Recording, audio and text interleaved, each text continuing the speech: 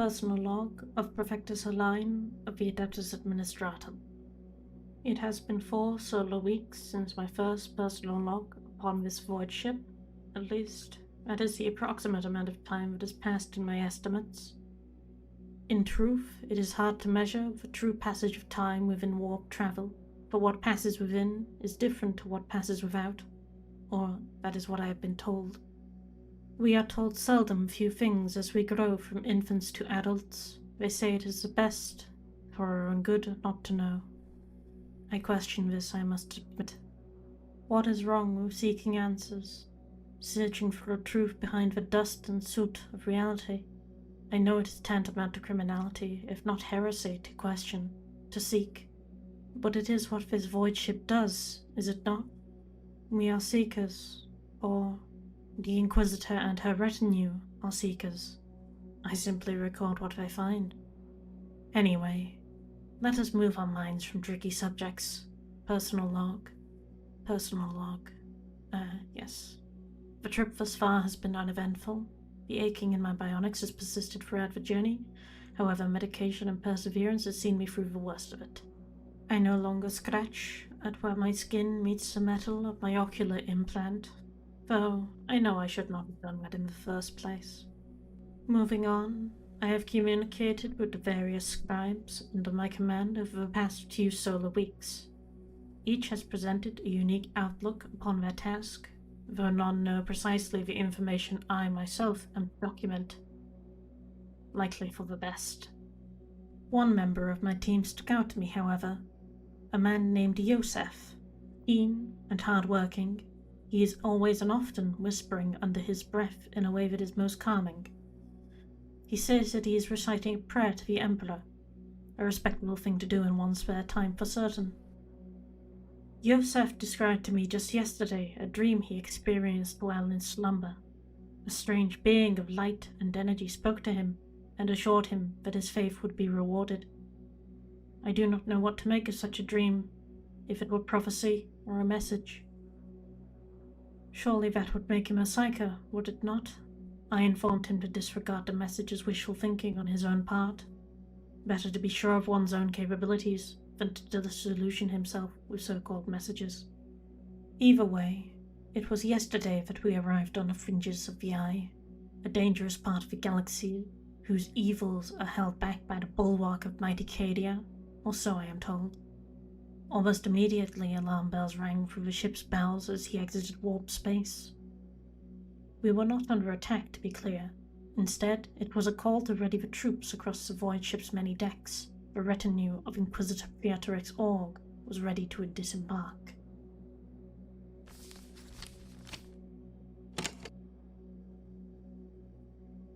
First report of the vast Indomitable, objects and locations surveyed and collected, beginning now.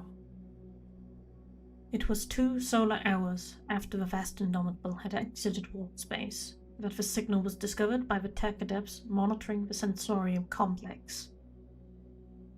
An asteroid within a small belt surrounding a near-dead star was found to be the source of the signal, and from its discovery, the retinue of Beatrix Org was placed on high alert for dispatch and recovery. It was unclear at this time what sort of signal was being transmitted, be it Xenos, Imperial, or otherwise heretical in nature. All the sensorium detected was a strong array of radiographic waves coming from the surface of the asteroid. Recovery. After suiting up for a void walk upon the atmosphereless surface of the asteroid, the Inquisitor and a select members of her retinue deployed on a landing craft towards the source of the signal. What was discovered upon landing was the wreckage of a strange Xenos spacecraft, or at least spectral analysis suggested that this was the origin of the strange metal shards that littered the surface of the asteroid. The ship likely crashed due to some form of unexpected interference from the Eye of Terror. It was noted that it crashed many decades ago, with no evidence of any survivors or even corpses to be found. Despite this, the object was found in near pristine condition, buried several feet down within the dust and dirt, likely buried by solar winds affecting the geology of the asteroid. The object in question was brought aboard in a quarantine pod. After disinfection of the crew and the object, a full analysis of the device could commence. For all intents and purposes, the object could be described as a box, made of a metal unlike any we possess in any significant quantity.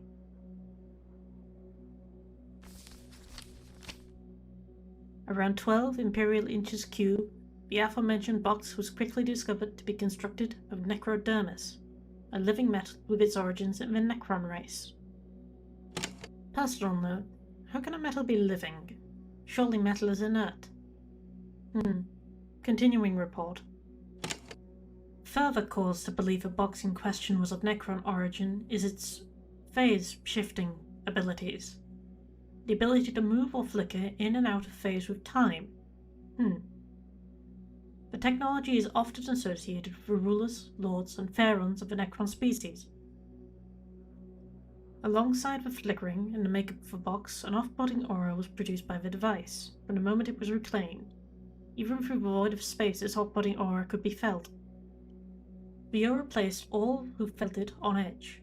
Discomfort, disgust, and agitation were all present of those within immediate vicinity of the box.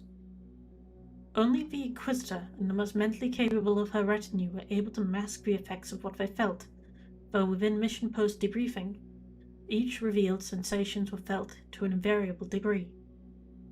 It was decided upon quarantining the item within a storage pod that the box would be opened by the tech adepts upon the vast Indomitable. Following extensive disinfection, the tech adepts placed the flickering box within Research Facility 2, an extensive structure within the vast Indomitable, capable of both handling and unlocking the secrets of the box. Using complex modulated sound frequencies alongside carefully administered radiation of various types, the flickering of the Necron box was reduced, though not halted completely. The tech adepts, immune to the otherwise deadly effects of these energies and outputs, stepped into work. Personal note, if it were possible to utilize technology used to reduce the flickering of the box in a practical scenario, could we not use this technology against the Necrons as we encounter them?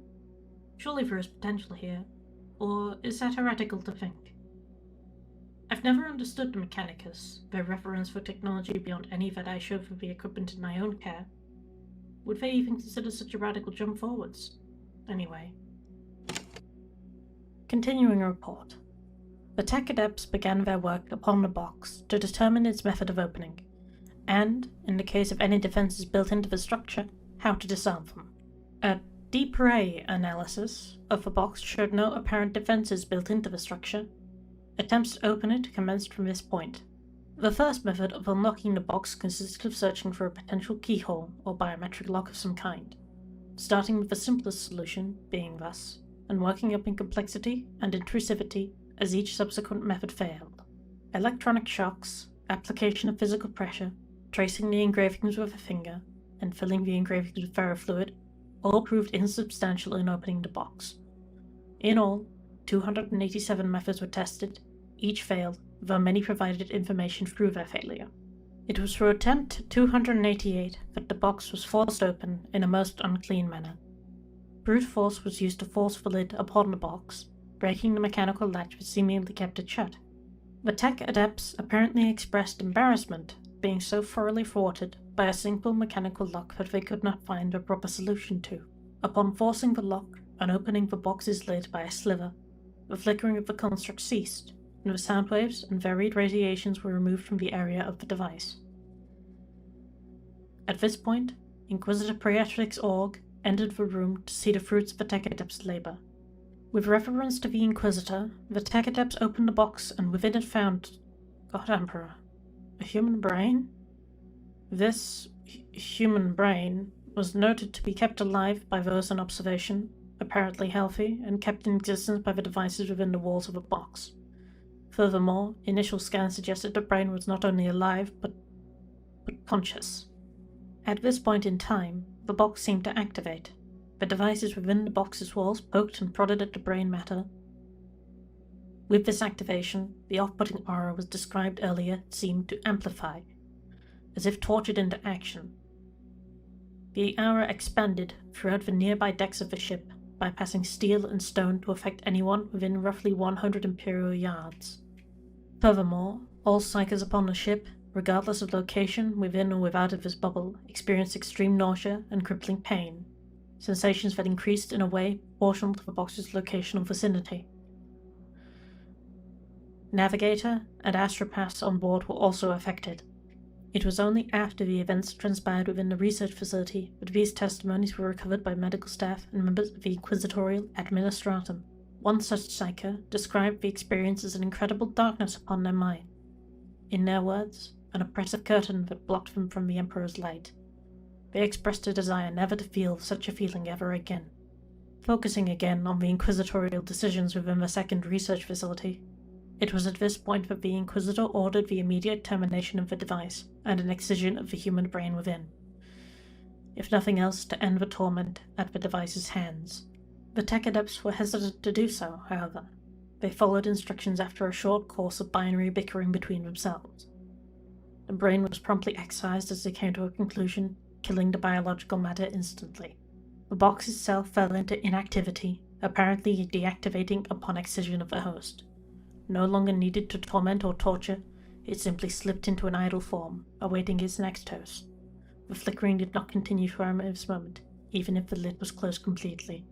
The feeling of unease and the general off-putting aura that had spread to dramatic and painful levels quickly dissipated after the excision of the human brain, proving clearly that the brain itself was the cause of the affliction, not the box.